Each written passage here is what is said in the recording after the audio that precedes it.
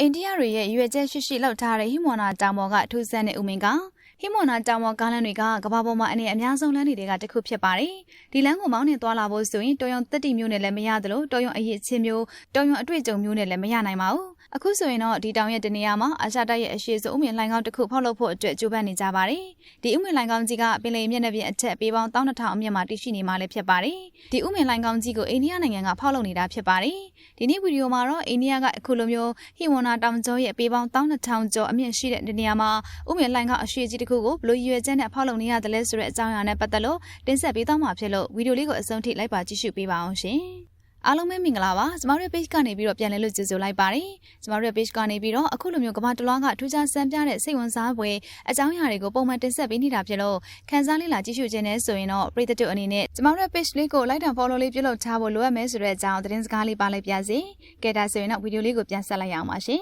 ဒီစီမံကိန်းအတွက်အိန္ဒိယကဒေါ်လာ1ဘီလီယံလောက်အထိကိုအကုန်ကျခံသုံးစွဲနေပါတယ်။လုံသားအင်အားထောင်ပေါင်းများစွာနဲ့ခင်မီစက်ရန်များတွေကိုအသုံးပြုပြီးတော့ဥမင်လိုင်ကောင်းအရှိကြီးဖောက်လုပ်ဖို့အတွက်နှစ်ပေါင်း45တက်တန်းကျော်တက်တန်းရှိတဲ့ကြောက်တောင်နိုင်ငံတွေကိုဖြိုဖျက်ကြရပါတယ်။အိန္ဒိယကအခုလိုမျိုးငွေကြေးများစွာအကုန်ကျခံစိုက်ထုတ်သုံးစွဲပြီးဥမင်လိုင်ကောင်းကြီးဖောက်လုပ်နေရတာရဲ့နောက်ကွယ်မှာတော့အကြောင်းရင်းတွေရှိနေပါတယ်ရှင်။အဓိကအဖြစ်ဆိုရင်တော့ဒီလိုင်ကောင်းကြီးပြီးစီးသွားပြီဆိုရင်နှစ်ပေါင်းများစွာကြာအောင်အမြဲတမ်းတိုက်ပွဲတွေဖြစ်ပွားနေလေရှိတဲ့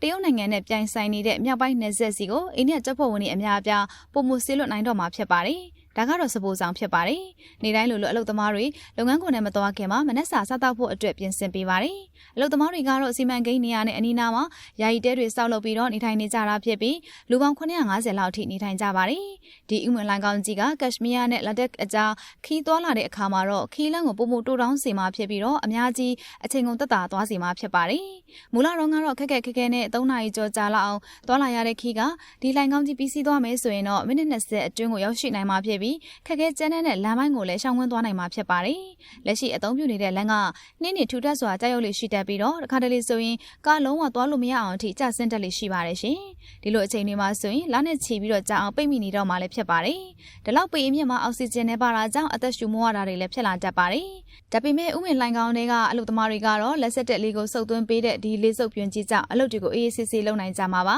။တောင်နရံတွေကိုတူးဖြတ်ကြရတာကြောင့်အနီးမှာရှိတဲ့ရေခဲမြစ်တွေစီကရေတွေကလည်းဥမင်လိုင်ကောင်းလမ်းကြောင်းတစ်လျှောက်အခုလိုပဲစီးဆင်းနေပါတယ်။တောင်နရံတွေကိုဆက်နဲ့ဖြိုဖျက်လို့မရတဲ့အချိန်မှာဆိုရင်ဒိုင်နမိုက်နဲ့ဖောက်ခွဲရတာမျိုးလည်းလုပ်ရပါတယ်။လုပ်ငန်းခွင်မှာတော့ထိခိုက်ဒဏ်ရာရသူတွေကိုပြုစုကူတာဖို့အတွက်ဆရာဝန်တဦးနဲ့အရေးပေါ်ကားတစ်စီးအမြဲတမ်းထားရှိပေးတတ်ပါတယ်။အနည်းဆုံးစေယုံကတော့ဒီကနေမိုင်60လောက်အဝေးမှာရှိပါတယ်။ဒီလိုအခက်အခဲတွေကြားထဲကနေဆောက်လုပ်လာခဲ့တာအခုဆိုရင်တော့ဥမင်လိုင်ကောင်းကြီးကအရှည်4မိုင်လောက်အထိပြီးစီးသွားခဲ့ပြီလည်းဖြစ်ပါတယ်။ဥမင်လိုင်ကောင်းရဲ့စုစုပေါင်းအရှည်ကတော့10မိုင်ရှိတာဖြစ်လို့ခီးတဝက်တော့ကျိုးသွားပြီလို့ဆိုရမှာပါရှင်။လုပ်ငန်းအားလုံးကိုတော့လာမယ့်2026ခုနှစ်မှာအပြီးသတ်နိုင်ဖို့မျှော်မှန်းထားပါတယ်။လိုင်ကောင်းကြီးပြီးစီးသွားပြီဆိုရင်တော့အာရှတိုက်ရဲ့အရှေ့ဆုံးနှစ်လမ်းသွားဥမင်လိုင်ကောင်းကြီးဖြစ်လာဖို့ရှိနေတယ်လို့အိန္ဒိယအစိုးရအနေနဲ့လည်းမိုင်ပေါင်း2100လောက်အထိရှည်လျားတဲ့တရုတ်နယ်စပ်စီကိုစစ်သားတွေလွယ်ကူစွာနဲ့ပို့ဆောင်ပေးနိုင်တော့မှာပါ။ဒီနယ်စပ်မှာလွန်ခဲ့တဲ့3နှစ်ကျော်လောက်ကအိန္ဒိယစစ်သား20နဲ့တရုတ်စစ်သား4ဦးတို့ကြာဆုံးခဲ့ရတဲ့ပြိပခဖြစ်ပွားမှုတွေလိုမျိုးမကြာခဏဖြစ်ပွားလေရှိတတ်ပါတယ်။အခုဆိုရင်နှစ်ဖက်စလုံးကသူတို့ရဲ့နယ်စပ်တွေစီကိုစစ်သားဥယျာဉ်ထောင်နဲ့ချီပြီးတော့ပို့ဆောင်နေရချထားနေသလိုအခြေခံအဆောက်အဦတွေကိုလည်းအခိုင်အမာဆောက်လုပ်လာကြပါတယ်။ဒါကြောင့်ဒီဥမင်လိုင်ကောင်းကြီးကအိန္ဒိယစစ်သားတွေကိုတရုတ်နဲ့ထိစပ်နေတဲ့နယ်စပ်ဒေသတွေစီကိုပို့ဆောင်ရမှာပို့လို့လင်းမြန်စွာနဲ့အဆင်ပြေချုံးမွေ့နိုင်စေမယ့်လိုင်ကောင်းကြီးပဲဖြစ်ပါတော့တယ်ရှင်။ဗီဒီယိုလေးကိုကြည့်ရှုအားပေးခဲ့ကြတဲ့တယောက်ချင်းစီတိုင်းကိုကျေးဇူးများကြီးတင်ပါတယ်ရှင်။